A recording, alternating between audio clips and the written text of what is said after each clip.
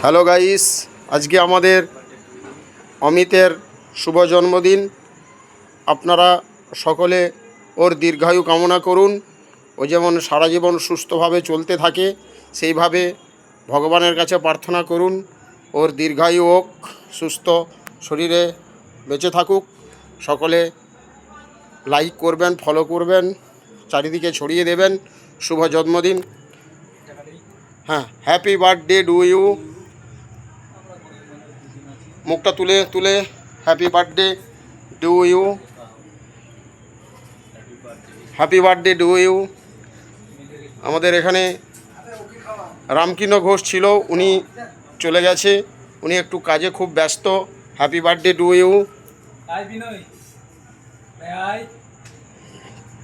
মায়ের কৃপায় সকলে ওনাকে আশীর্বাদ করুন, ওর দীর্ঘায়ু কামনা করুন। শুভ জন্মদিন।